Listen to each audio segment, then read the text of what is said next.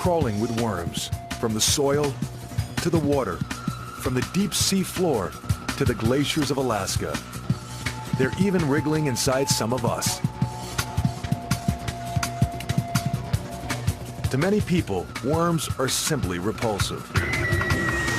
Yet in a strange twist, these lowly creatures are turning out to be valuable allies to all mankind.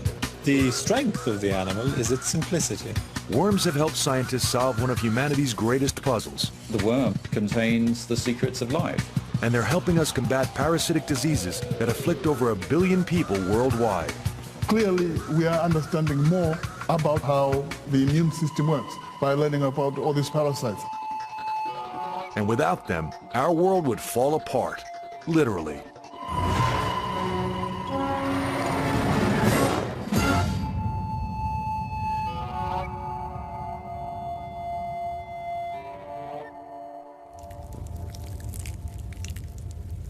Almost nobody seeks out the company of worms, except for fishermen. And it's not a mutually beneficial relationship.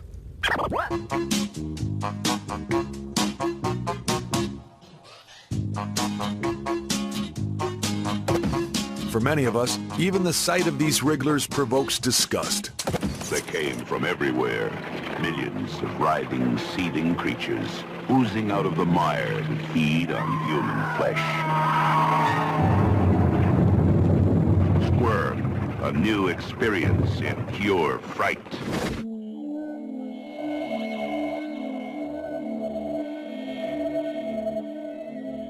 These men are not body snatchers, they're worm watchers. Kevin Budd and Chris Lowe are experts in soil ecology. They often visit this cemetery in Preston, England, to study the earthworms living amongst the dead.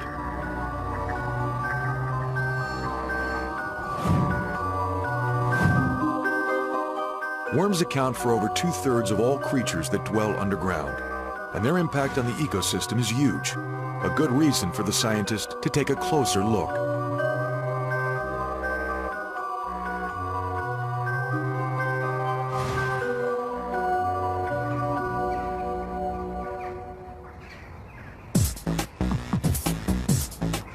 But first, they need to get the worms out of the ground. Kevin and Chris use a 12-volt car battery to generate an electric field.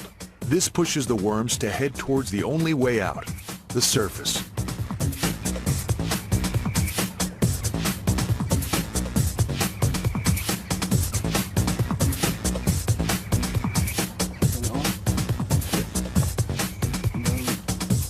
The ring defines an area of 0.2 of a square meter, and we base our findings on only animals that come up within the ring. Anything that comes up outside is not counted. The car battery is one technique. Nature has other strategies for coaxing worms out of their holes.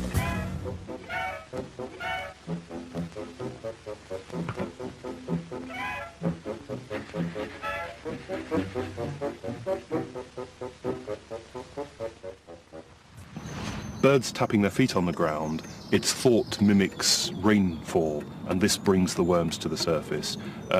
This particular method with the electricity going through the soil is a bit more extreme, and really they're trying to escape from something that's really quite painful to them.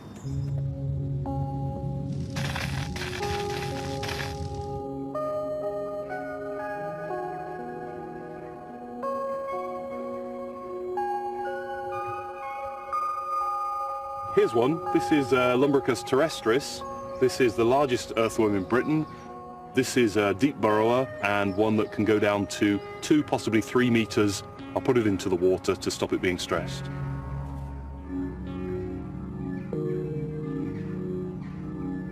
All the worms that emerge from within the circle are carefully collected.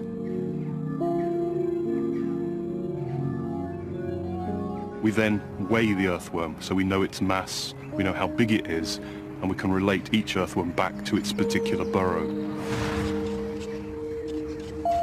The team makes cast of each worm burrow using synthetic resin.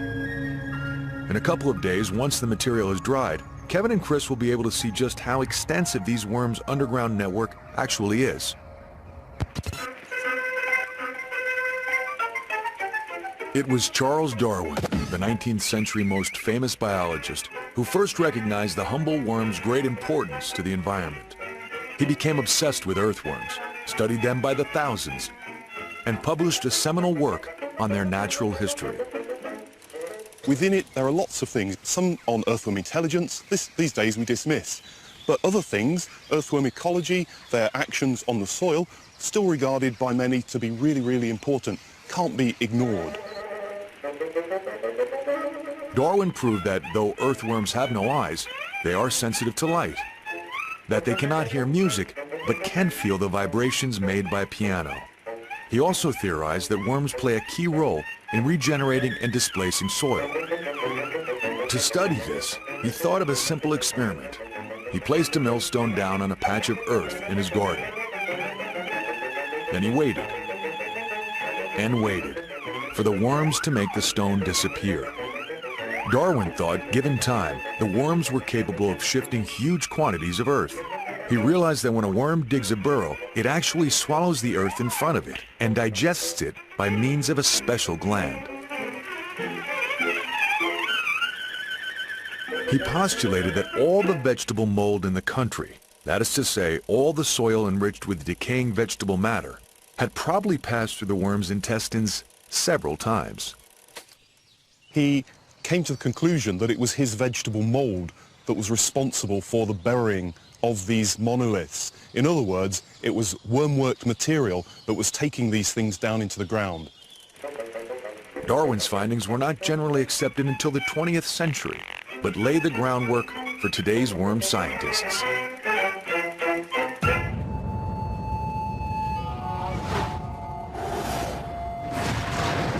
We come to the cemetery to look at the burrows created by Lumbricus terrestris, usually in the spring or in the autumn, because those are the best times of year, both in terms of the soil being at its best, but also in terms of earthworm activity. The advantage of working in a cemetery is that they dig holes here all the time, big holes. Kevin and Chris have returned to the cemetery to retrieve the cast they poured earlier. And actually, this is good. Take that from. Really? Try and trace it back to the top. I think this one's been lost, but that's just the top. From the cast, they will build a picture of the earthworm community. It's a way of peering into the worm's hidden world.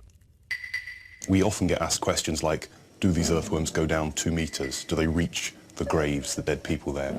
In general, earthworms are detritivores. They just take decaying organic matter, but of the vegetable type.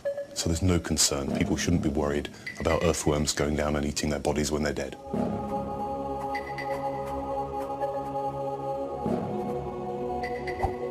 Worm burrows are like bachelor pads. Every worm has its own individual hole, which it only leaves in search of extra food or a little sex. It takes a mature earthworm maybe a matter of hours or perhaps days to create a burrow of this type, if it's in a new setting. But this is a very unusual occurrence. What normally happens is that a burrow, having been used by one animal, if that animal dies through natural causes or is predated, then it will be taken over by another animal. For this reason, burrows can exist for decades, perhaps even centuries. The earthworm's ability to work the soil may hold the solution to a man-made problem.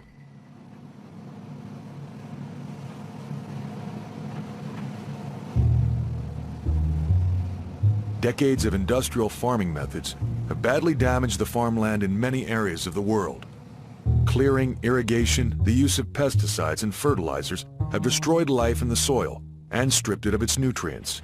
The earth becomes powdery, prone to erosion, and incapable of supporting crops.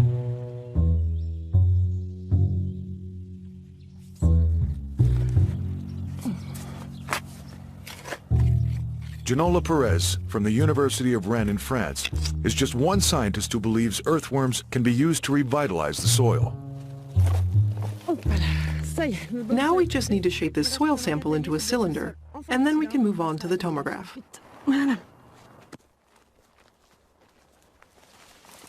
Why are we looking more closely at earthworms than at other organisms? Because they represent the majority of the soil's biomass. In a hectare of meadow, you'll find 1.5 tons of worms, but they are also strongly affected by environmental factors, and especially by farming techniques. And so we increasingly need to study these organisms to be able to judge the quality of our soil. The number of worms in a soil sample, their size, and the density of their burrows is a measure of how healthy the soil is. Using this ultrasound scanner, Ginola can see into the worm's hidden life with astonishing accuracy. Now we're looking at the block of earth we extracted earlier. More precisely, we're looking to see how porous it is. Anything that appears in black is a hole made by an earthworm.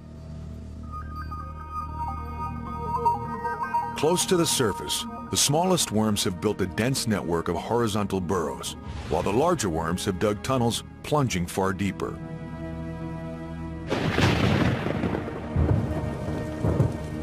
These wormholes play an essential role in fighting erosion, as they allow rainwater to seep further down into the earth. As the water percolates down, it carries with it the organic matter that the worms have worked into the ground, and that is so vital to plant growth. We can see that the earthworm changes both the physical and chemical characteristics of the soil. That's why we call the earthworms soil engineers.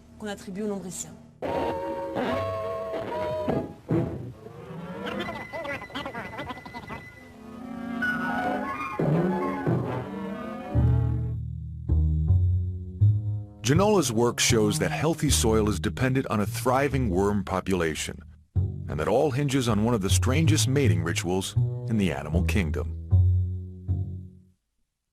If you've tried more than once to quit smoking, you know it's a challenge that's not for sprinters.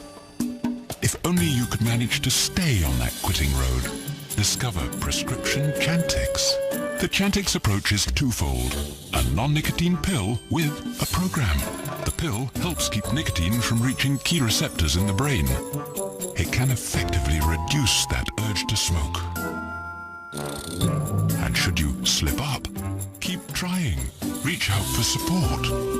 Tell your doctor which medicines you're taking, as they may work differently when you quit smoking. Chantix dosing may be different if you have kidney problems. Side effects may include nausea, trouble sleeping, changes in dreaming, constipation, gas, and vomiting.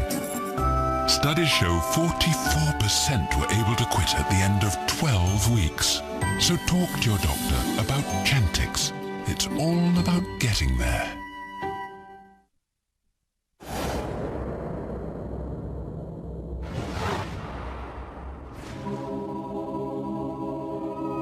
Wormologist Chris Lowe and Kevin Budd are studying the mating habits of earthworms. I can see one. Here. I think they're mating. Lumbricus terrestris is one of the only earthworms that mates on the soil surface. The two animals come to the surface, keep their tails in their burrows, come together, and will stay copulated for 2 or 3 hours as they exchange sperm. Earthworms are hermaphrodites. They have both male and female sex organs, both of which are active simultaneously. But the worms still have to mate for fertilization to take place. If for some reason they're disturbed, perhaps a predator comes along, they can rapidly retreat back into the burrows and avoid being eaten.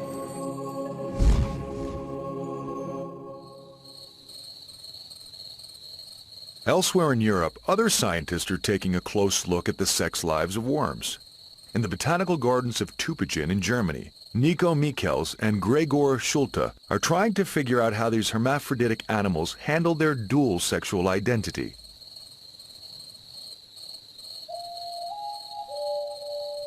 We have a copulating pair here. The scientists work using red light, which the worms cannot perceive. So while the pair goes about their business, the voyeurs go unnoticed. The reason why we have to go out to observe earthworms at night is that they will only come to the surface when it's dark and humid. During this time they might be interested in interacting with a neighbor, and then eventually, after a long series of mutual visits or interactions, they might decide to copulate. And this is what we see right here. But why do they mate with another worm when they have both sex organs themselves? Crossbreeding allows for more genetic variety, and scientists think that makes a species hardier and more adaptable to a changing environment. But there are still many unanswered questions, and that prompted Michels to delve deeper into worm society. By studying hermaphrodites, I'm studying the ultimate equality, sexual equality system. Everybody is the same in a hermaphroditic population. Everybody has the same goals, the same preferences, want to do the same things, want to achieve the same things, has the same options, the same biological structures, everything is identical. In a species with separate sexes, it's fairly easy to tell the boys from the girls. Males often have some kind of adornment, which they use to attract females, and both tend to have distinctive behavior. If you generally look at hermaphrodites and you compare them to species with separate sexes, the first thing that you will notice is that the hermaphrodites have very poor eyesight, they don't fly away, they don't sing, they don't have, or usually don't have colorful patterns to show, and this is very different from insects, mammals, birds, whatever. So apparently, worm mating is hardly the art of seduction. To study this behavior in greater detail, Dr. Michels and his team have set up artificial burrows in a climate-controlled room under a camera.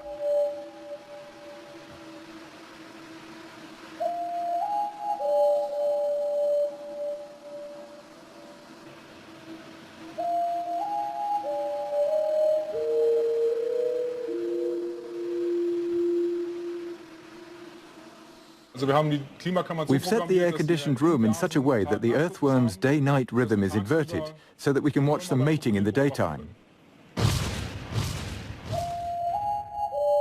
Not long into the study, the team begins to realize something very weird is happening.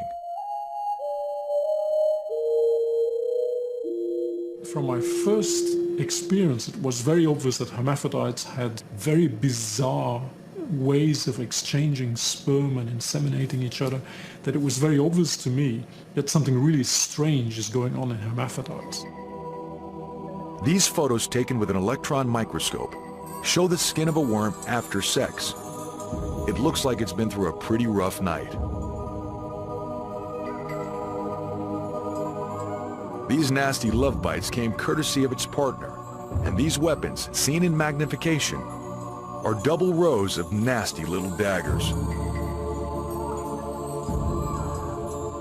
Both the worms have these weapons, and each tries to use them on its mating partner to force them into the female role. All individuals in a population of hermaphrodites will prefer to take up the male role, at least initially, and this means that you have basically not a population of individuals of two sexes, but basically when it comes to mating, it's a population of males, where everybody's trying to inseminate everyone else, and nobody's not too much interested in playing the female role all the time.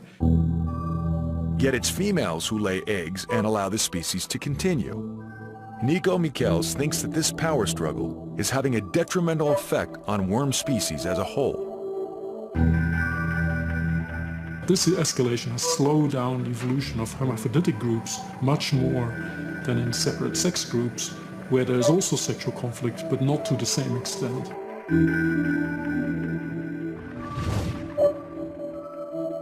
Sometimes I have the impression that we tend to believe the illusion that males and females, men and women, are identical, but obviously they are not. And I think my research shows for very good reason, if we all would be the same, if we really would be the same in a sexual sense, then we would, without any doubt, end up in the same kind of ridiculous sexual escalations that we see in hermaphrodites. And from my perspective, this is the reason why hermaphrodites have been stuck in this worm stage, rather than evolving further on. Yet it is precisely because the worm is a hermaphrodite that it was suddenly propelled to the forefront of biological research. It would play a vital role in one of the most revolutionary accomplishments of modern times, the mapping of the genome. So how do 1.25 million feet of lumber turn into an awesome thrill ride? And how do 10,000 panes of glass become the tallest building in the world? To understand how engineers put these monsters together, we are going to take them all apart. Danny Forster braves the world's engineering marvels to show you how the best build it faster, build it taller, and build it bigger. An all-new series, Fridays at 10. Starting in the early 60s, a little round worm called C. elegans would become a high-profile species, thanks to the work of Cambridge University biologist Sidney Brenner. At the time, scientists already knew that genes were responsible for transmitting characteristics from one generation to another. It was also known that they were involved in cell development, and that their instructions were relayed through proteins. But most of these discoveries had been made through a study of single-celled organisms, such as bacteria. Sidney Brenner believed the next step was to look at how genes control the development of more complex organisms. Although we understand now how genes make molecules, we don't know how genes make hands. I mean, many people have said, why aren't we doing brain research like many other people? Why don't we try and work on how the brain works? That, of course, I think is the important challenge of science. But I think we would like first to try and understand how the brain is built.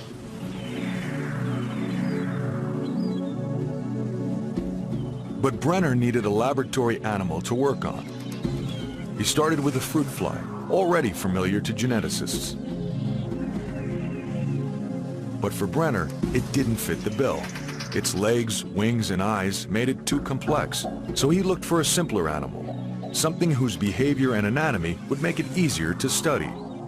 He started to consider using small worms.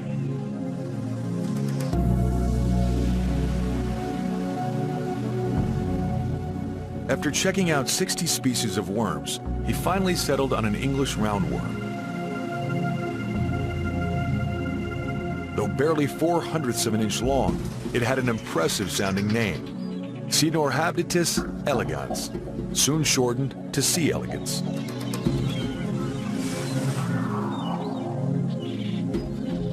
These little worms make for great test subjects. Easy to maintain, they eat only bacteria.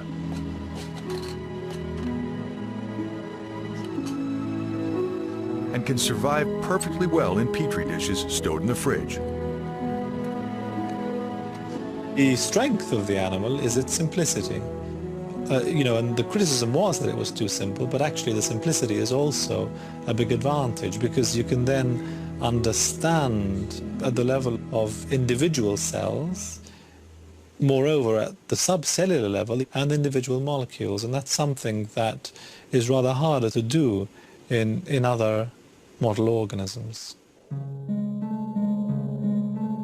Simplicity was not this worm's only appealing quality. C. elegans is capable of fertilizing itself and giving birth to a large number of offspring, which reach maturity in just a few days. The mere 1,000 cells which compose the worm's body are visible through its transparent skin, which makes studying it even easier.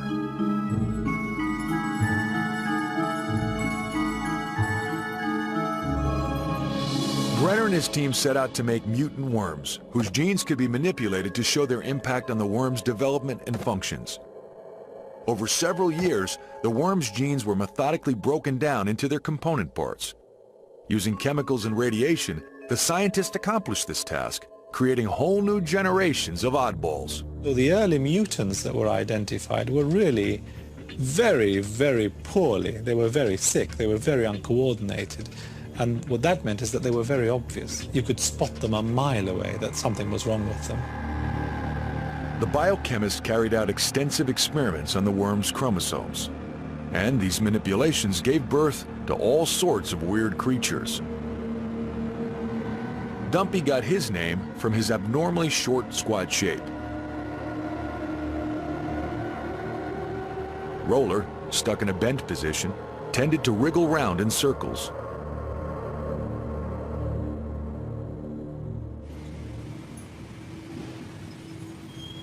When geneticist John Sulston joined Brenner's Project C team, he knew nothing about these tiny worms. But they seemed to him perfectly suited to meet Sidney Brenner's goal: to understand how DNA pilots cell development. The central thing is mutants that allow you to pinpoint some defect in the animal. Then you can go back into the genome, find the defective gene, and then you say, this gene now is used in this process, and we can figure out what's going on. Brenner meticulously recorded how each mutant gene affected the worms. After 8 years of hard work, he managed to identify 550 of C. elegans' 20,000 genes. This was the first step toward mapping a genome. At the same time, the worm's anatomy was also being scrutinized. Using a machine with a diamond cutting blade, researchers sliced C. elegans into extraordinarily fine cross-sections, severing a worm just 400ths of an inch long into 13,000 slices.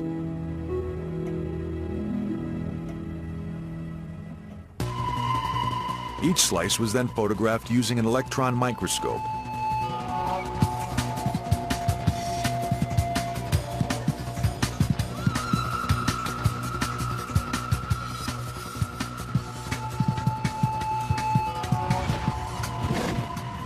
And this meant that one could trace through and discover in 3 dimensions the complete nervous system.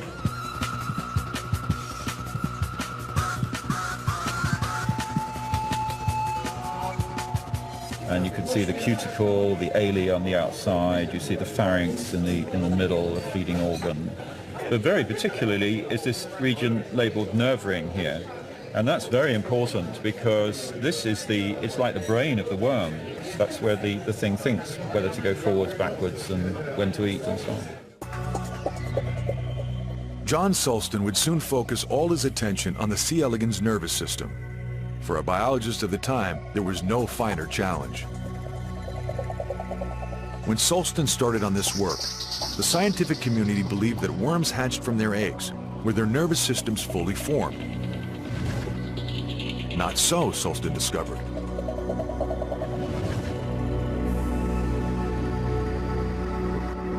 I noticed that some of these cells were absent when the worm was first hatched. When you look at this diagram, you can see the eggs of the worm here, and then they hatch and give these little tiny larvae. Those cells were not there at that stage, but they were there at that stage. So I wanted to know where they'd come from. To solve this mystery, Sulston planned to observe the growth of the nerve cells from the very moment the worms hatched. C. elegans' transparent skin was a great advantage. But how do you keep a wriggling worm within the viewing field of a microscope? Everybody thinks, you put the worm under the microscope, doesn't matter if it dies, just to stick it there. And I realized, for some reason, I thought, it wants something to eat, and it was. It immediately slowed down. Now it was just moving, and I could see the cells. Not only was the worm happy, Sulston would soon become the first biologist to watch a living being grow cell by cell. If you've tried more than once to quit smoking, you know it's a challenge that's not for sprinters. If only you could manage to stay on that quitting road. Discover prescription Chantix. The Chantix approach is twofold: a non-nicotine pill with a program. The pill helps keep nicotine from reaching key receptors in the brain. It can effectively reduce that urge to smoke. And should you slip up, keep trying. Reach out for support. Tell your doctor which medicines you're taking, as they may work differently when you quit smoking. Chantix dosing may be different if you have kidney problems. Side effects may include nausea, trouble sleeping, changes in dreaming, constipation, gas, and vomiting. Studies show 44% were able to quit at the end of 12 weeks. So talk to your doctor about Chantix. It's all about getting there. Studying the C. elegans worm, Geneticist John Sulston was about to get a major break. And it was a very exciting day for me when I first saw a cell division. For the first time I realized I was going to be able to trace the cell lineage.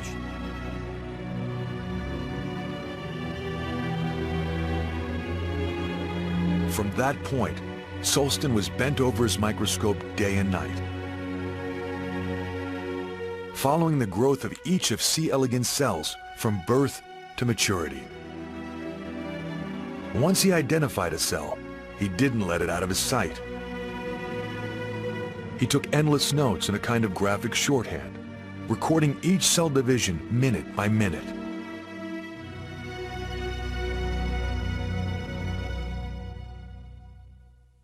I remember saying to John at the beginning of this, I said, John, it's going to take me 1.5 years to do this. Is it worth it? And he said, yeah, of course it is. So I said, all right.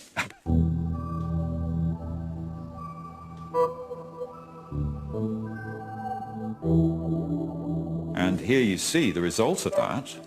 Eventually, I was able to follow the division of a whole set of precursor cells here through a repetitive pattern. Each one divides in more or less the same way to produce a set of daughter cells.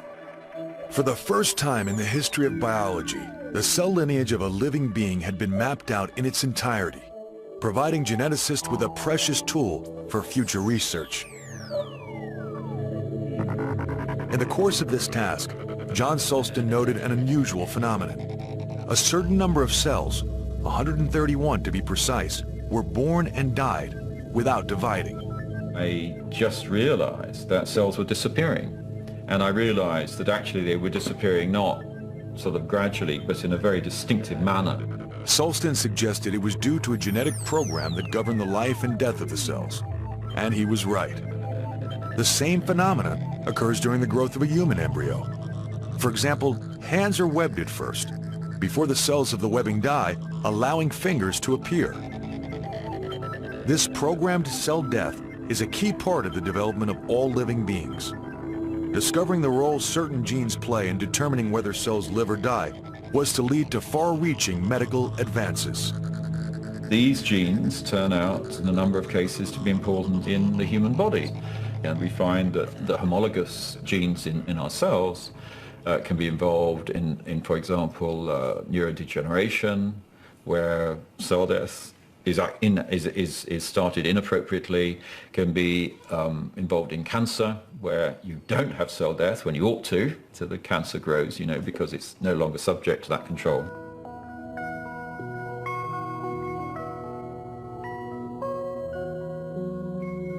Since humans and C. elegans share about half the same genes, scientists can experiment on worm genes to study the cell mechanisms involved in human diseases, like cancer, Alzheimer's, or Parkinson's.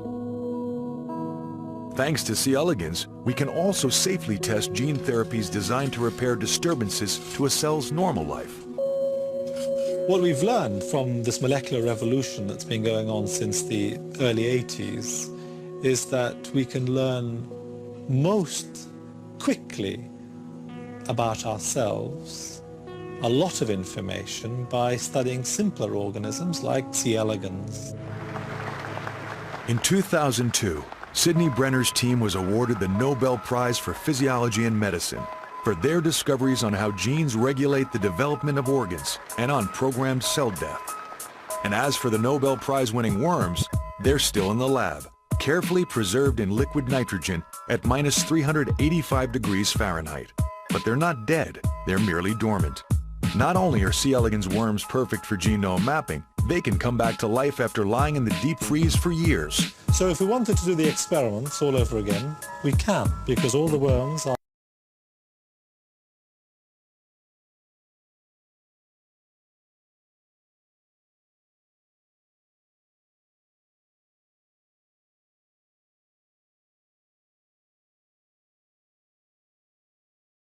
again.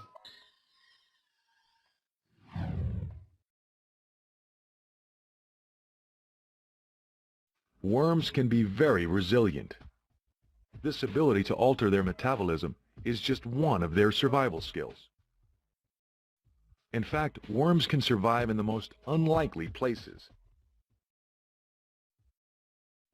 even inside the human body. Worldwide, over 2 billion people are infested with parasitic worms. A successful parasite makes sure that the host lives as long as possible, and they gain the maximum amount of time to reproduce and to continue to contaminate the environment. Parasitic worms produce extraordinary numbers of offspring, as many as 200,000 eggs a day. They need this huge number of offspring to ensure their survival, as the journey from egg to adulthood is long and hazardous. As soon as a larva hatches, the countdown begins. It must find its first host within 2 days or die. Once that mission's accomplished, it will wait, sometimes for months, for a more permanent host to come along. Then someone will step in water and be infected that way, or a fly will deposit the parasite on someone's skin, or it will find its way into a human by means of a glass of water. A parasite that makes this second stage settles into the human body for a long stay. The next task is to find a way to release its own eggs so that the cycle may continue. Even if you were a science fiction writer, you could not come up with something so amazing. You know, it's really quite fascinating. It is quite fascinating.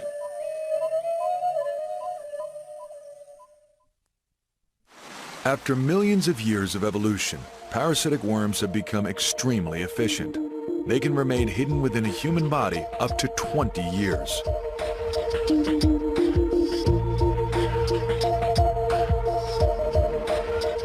Clearly, most of the problem with these worms is that you live for a long time with them. And therefore, it's the debilitation, the lethargy, that is more of an issue because then you cannot be as productive. Parasitic worms cause serious diseases which devastate entire communities. In some African villages, for example, the majority of adults are struck by blindness caused by larvae of certain threadworms. These tiny parasites can bring whole villages to ruin. Over the past decades, the World Health Organization has been waging war on these worms, which afflict some of the world's poorest countries. Campaigns have been launched to target the larvae and the aquatic organisms which enable some worms to spread. Water reservoirs are treated with chemicals to stop the parasites from reaching the human population. Some worm species have been almost entirely eliminated. Unfortunately, others are managing to resist. One of the most sinister of these is the schistosome. Schistosomes use snails as an initial host. No chemical can kill the snail without also killing the local fauna. So the parasites thrive in the first host and spread effortlessly to the second, humans. Here they've developed a lethal advantage. Schistosomes are almost perfect parasites in that they live in the blood system of humans where they should be attacked by the immune system, but they do not. The schistosome can settle in the human body for long periods because it somehow eludes the immune system's surveillance. The schistosomes may be mimicking host functions so that they appear invisible to the immune system.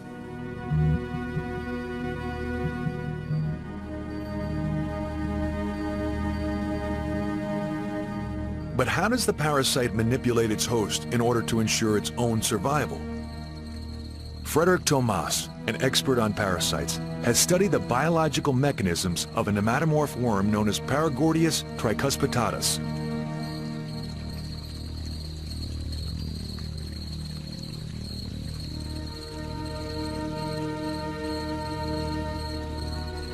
These worms are rarely seen, as they live most of their lives within their insect hosts, usually a cricket.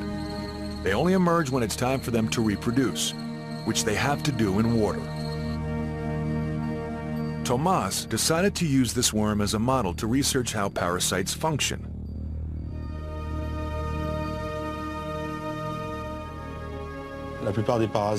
Most parasites are small compared to their hosts. Here it's easy to tell that we're dealing with a macroparasite, a very large parasite.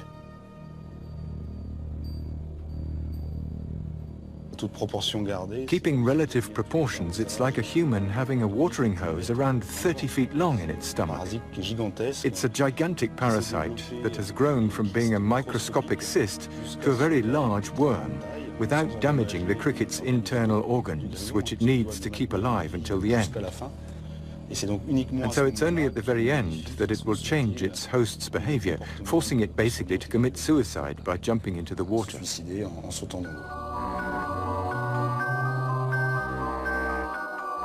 Thomas has studied these parasite-dictated suicides in swimming pools in the south of France.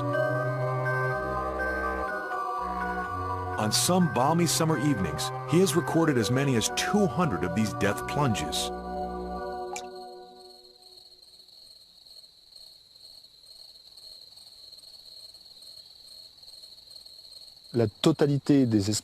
All species of nematomorph worms need water to reproduce.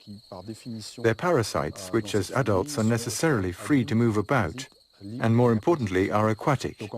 So once they infect a terrestrial insect, they're obviously faced with a problem, which is how to get back to the water.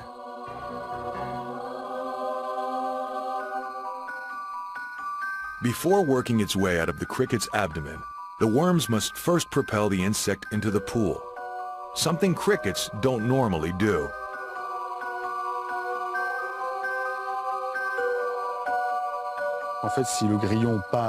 In fact, if the cricket goes looking for water, it's not its own genes telling it what to do, but actually the genes of the parasite.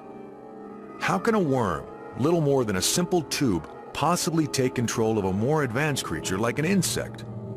Using the most sophisticated tools available to a molecular biologist, Thomas discovered that an infected cricket's brain produced twice as many neurons as that of a healthy cricket. And that's not all. One of our most surprising discoveries was the existence of apparently mimetic proteins, proteins that are produced by the worm, but which are structurally similar to those we know to belong to the insects. The worm has the ability to replicate the cricket's molecules, modify them, then send them back to the cricket. Following these forged instructions, the cricket begins behaving erratically, leaving its natural habitat and heading to the water.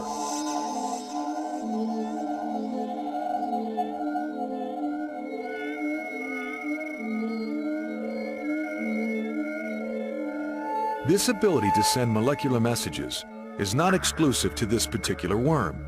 Scientists have detected the same phenomenon in other parasites. Our work on the nematomorphs has made it possible for us to save a considerable amount of time on other areas of research. Research we're carrying out in connection with public health threats such as malaria or sleeping sickness transmitted by the tsetse fly and mosquitoes. Understanding the worm's tactics gives researchers insight into how other parasites manipulate their hosts. The most deadly of them, the malaria parasite, kills a child every 30 seconds in Africa. The parasite is not a worm, but it operates in the same way. It modifies the behavior of its host mosquito, pushing it to bite the victim which suits the parasite best. Once it is installed in the definitive host, a human, it is thought that the parasite causes the person to give off a substance which attracts other mosquitoes. In this way, the parasite can easily be transported to other victims. Knowing what the parasite's strategies are is the first step in being able to invent countermeasures.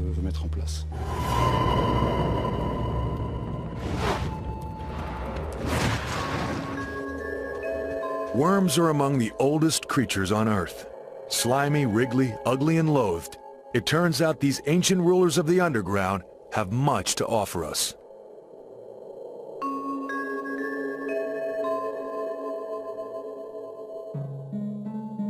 The worm, even though it only has 1,000 cells and even though it's only 1 millimeter long, contains the secrets of life. And its capacity to regenerate our soil has earned even the common earthworm a new respect. It does appear indeed that the worm has finally turned. If a worm in the soil has made it up to this point where we can observe it, they obviously have been equally successful to ourselves.